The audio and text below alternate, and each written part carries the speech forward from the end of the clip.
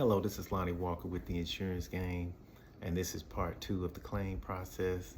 Where we left off previously, you were waiting 24 to 48 hours to hear from your adjuster.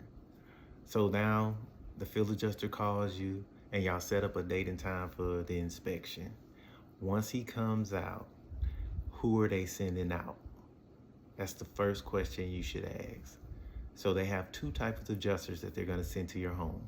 They either have a staff adjuster, that's an employee who works for the company, or they have an independent adjuster, and that's someone who doesn't work for the company, but they hired as a subcontractor to adjust your claim. Both staff adjusters and independent adjusters can be good and bad, so it really doesn't matter which one that comes to your home, but it's important that you know the difference when it comes to authority to make claims decision when they're at your home.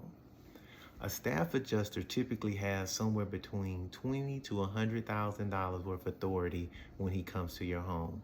That means if he comes to your house and all the damages to your house is less than $100,000, he has all authority to write the estimate and pay the claim with no review for upper management. An independent adjuster, typically on his first few claims, he has no authority because the insurance company wants to make sure that he's doing quality work and assessing your damage properly. So if you get him and it's in his first few claims, he won't have any authority. He'll come out, write an estimate here like, hey, I'll follow up with you a little bit later. I got to take it back for their review. And then if you're in like claims 10 or 11, he probably have maximum 20,000 authority before he can pay. What that means is if your damages is more than the authority that they gave him, he can't make a decision on your claim. So he comes out, he writes an estimate, the independent adjuster writes an estimate for the damages to your roof. Let's say your roof is $30,000. If he has $20,000 worth of authority, he can't pay that until he takes it back to the office for management to review, to sign off on it. So he could tell you, yeah, your roof is damaged, needs to be replaced. But if he takes that back to management and they look at the pictures and they don't believe that it's damaged, your roof's not going to be paid for. So these are the kind of questions you may want to ask them. Hey, how you doing? Are you a staff adjuster or independent adjuster? And typically he may say, well, I'm working for the company. And then you just say, no, do you work for the company or did they hire you from somewhere else to come in to assess the damages on my claim? And the reason you want to know that is because you want to make sure that the person that you're dealing with that's coming to your home is the decision maker on your loss.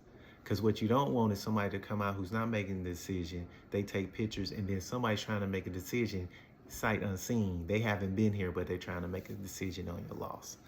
It can get very, very confusing, and there can be a lot of things lost in transit when you have somebody that's coming out documenting the file and then they're taking it back versus someone who was at the house and readily saw the damage to your property.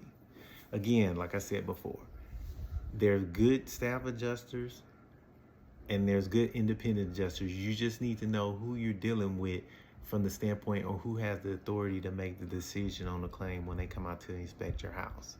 Now, when the adjuster is at your house, you want to make sure that you're giving off good vibes and the environment is good. You don't want to give them an attitude. We know you've been waiting 2-3 weeks for them to come out to inspect the property and you feel as though you've been on the back burner. But sometimes these adjusters have over 100, 150 claims. And so they're trying to schedule all these out. Someone's going to be first, someone's going to be last. But you getting the attitude and getting them in their feelings is not going to help your claim process. I'll just give you an example. If the adjuster comes out and you give them you giving them a hard time and you're being difficult and you chewing them out, he goes up on your roof to do the inspection. If the roof is 50-50, that means that either he can replace it or not, and neither one of them is wrong. How you think that's gonna go if he's feeling some type of way because you just chewed on him because he didn't meet your expectation time or whatever reason that you were giving them a hard time. Good vibes, be like, thank you, I'm glad you're out here, take care of us. And then sometimes when it's a judgment call, which means when it's a judgment call, it's strictly up to that adjuster, it'll go your way. It's just very important that you handle him or her with a certain amount of care when they come out there, because they're making the decisions. If it's within their authority, sometimes whether something gets paid for is specifically up to them. It's not a, is it damaged or not? It's a, I'm gonna give them the benefit of the doubt, and you want that to lean toward your direction. So they come out, they write their estimate for the damages. After they write the damages, they're gonna go over it line by line.